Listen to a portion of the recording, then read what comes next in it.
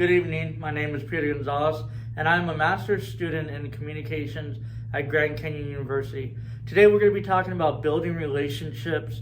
So, the first thing to remember about building relationships is that foundation is key.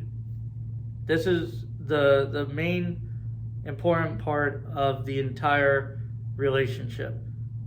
What you do from the very beginning and how you build your relationships with your student or students is what's going to determine the rest of that relationship. And so Martin, he is the author of Building Relationships and Increasing Engagement in the Virtual Classroom, Practical Tools for the Online Instructor. He states that the student-teaching relationship is the foundation for any productive classroom management plan. He also goes on to state that this is true for online or in person.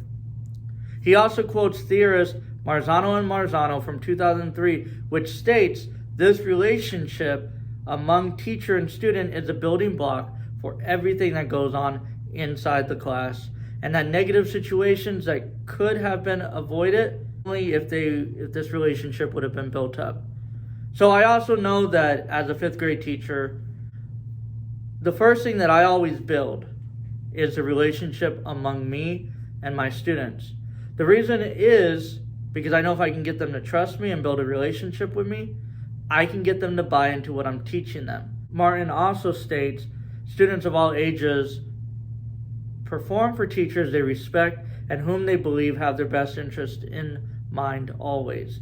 This was from 2017. So this is the building block of the entire relationship. So you might think or wonder, well, what are some of the best ways to build this relationship with my students? Well, actually, coronavirus actually gave us one of the best ways to do it, and that's technology. Things have been made very easy for students and teachers to be connected. So as a teacher, Martin says that some of the things you can do a video biography about yourself. This allows the students to feel connected to you, know a little bit about you, and understand what you're about and connect in different ways. Also, some other ways that might be less direct are course expectations.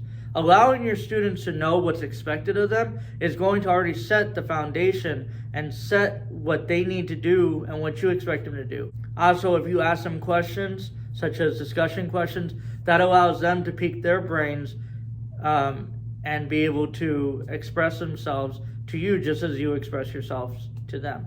Looking at an article from Faculty Focus in 2020 by Singhal and Gulati, they say that learning about our individual students is critical in how we design our curriculum and deliver it.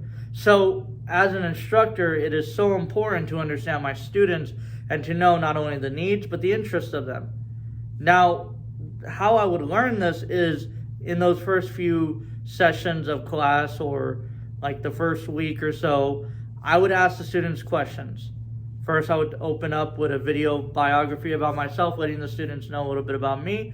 I would ask them to post a biography about them onto our discussion question post or our wall for online students. If I was in a classroom, I would have an icebreaker, such as 3 truths and a lie.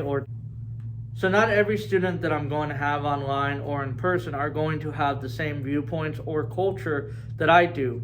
And so I want to be a culturally responsive teacher.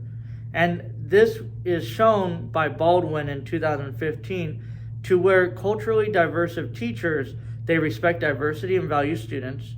They create safe, inclusive, respectful learning environments.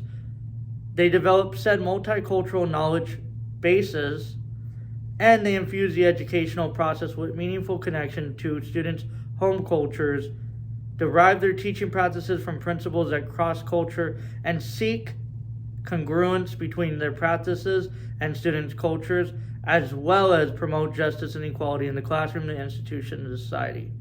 So what I will do is I will learn about my culture of my students and learn how they learn and how they speak and in ways they do things, and try to implement that in different ways through different assignments, asking them to share that in their assignments, or even sharing little tidbits about different cultures and things like that.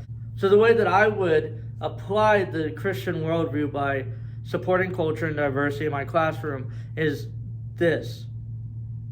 I will allow different worldviews and points of views to be talked about, discussed, and by doing this, I am opening doors for the students to talk to me about my beliefs, and then I am able to tell them what I believe in a safe and non-hostile way. And so being a Christian means that you go into all the nations regardless of whether you're welcomed or not. But you do build relationships, and you do communicate, and you do build people up. And as a teacher, we're called to do that as well as a Christian. So I want to thank you for listening. I want to thank you for hearing about how we could build relationships among online and in-person students. So I hope you learned a little bit, and I hope now you will take some of this information and apply it to your own classroom.